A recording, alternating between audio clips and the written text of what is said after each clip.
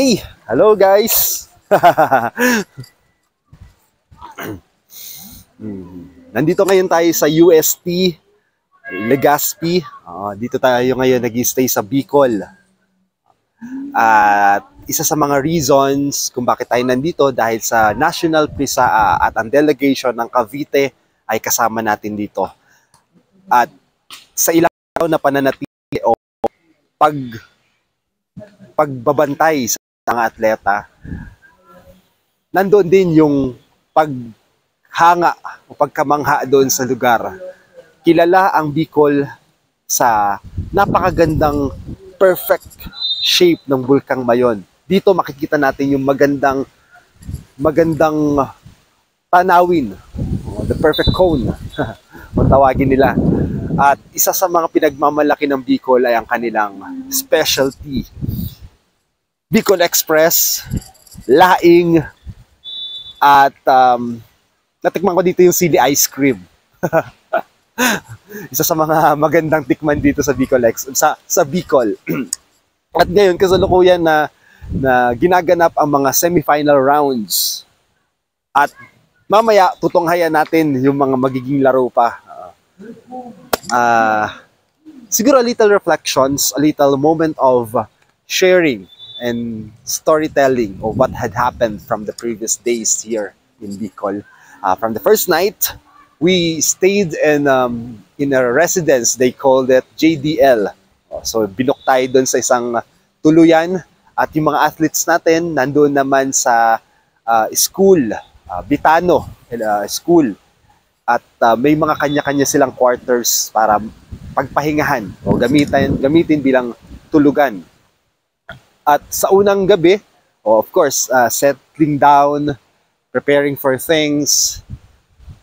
Yung unang umaga namin sa Bicol, isa sa mga una naming hinanap ay yung pagpapakita ng Bulkang Mayon. Kasi ito yung mga highlight ng pag-stay natin dito sa Bicol. Yung masilayan mo yung ganda ng Bulkang Mayon. Kasi sabi nila, kapag daw nakita mo yung ganda ng Bulkang Mayon o yung nagpakita sa'yo yung perfect cone, sabi nila, nandun daw yung kagandahan ng loob. At pag hindi ito nakita, maitim daw ang budhi mo. Those are some sort of telling stories from one person to another. Kwento-kwento lang, kumbaga. At nung nandito kami sa unang araw, nakita namin yung opening ceremony na ginanap naman sa Bicol University. Sa Bicol University, nandoon yung opening program, kasama ng parade, kasama ng misa, at naging successfully well done naman yon. May mga fireworks display. Yes! At ikalawang araw, that will be the opening of the games or the official opening of different sports activity ng National PRISAA. Isa sa mga sinubaybayan natin yung laro ng basketball women. Yan yung mga sinubaybayan natin. Yung laro ng table tennis, laro ng athletics, swimming. And so far, so good. Ang dami nating goals na iuuwi sa ating pagbabalik sa Cavite. Hey, congratulations sa our syempre, ang tindi naman kasi ng mga trainings and practices nila way back months ago. Kaya deserve nila makuha itong championship trophy. Hey, pangatlong araw namin dito sa Bicol. Same schedule, looking for one place to another, and watching different games and activities. Yung mga sumunod na araw, nasaksihan namin yung kung tawagin nila ay Daraga. Pumunta kami dun sa Daraga o yung Dalaga. Kasi nandoon sa Cagsawa, yung isa sa mga kilalang lugar dito sa Bicol, Cagsawa Ruins. The story behind it, dahil meron dong simbahan na lumubog sa lahar. At ang nakikita na lamang ay yung portion nito, yung pinakakampanilya. Kung nandoon lang yung kampana. At mula doon sa pagpapakita sa Cagsawa Ruins,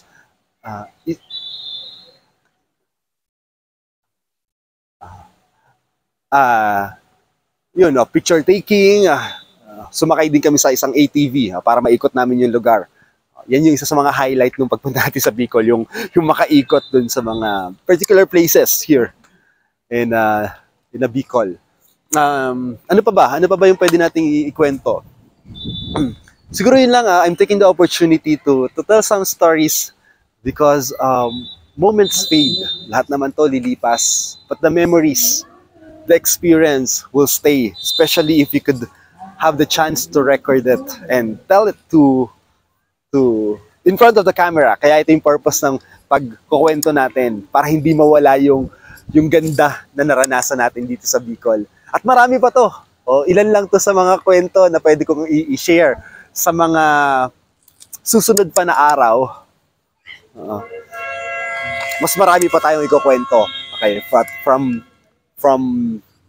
at mula ngayon, sabihin natin na as of the moment, nandito ngayon tayo sa UST. Habang hinihintay natin yung basketball women, kaunting kwentuhan lang. At sa likod ko, nandito yung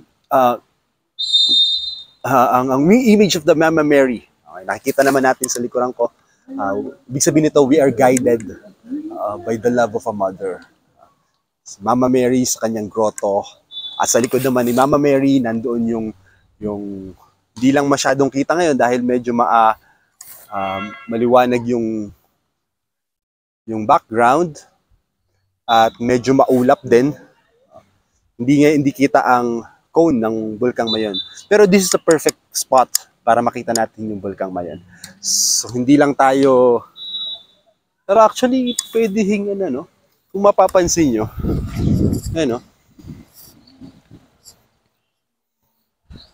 Kung makikita nyo sa likuran natin, ito yung hugis ng ang ganda.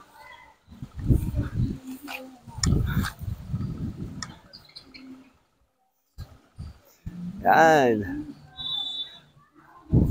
Welcome here in the UST.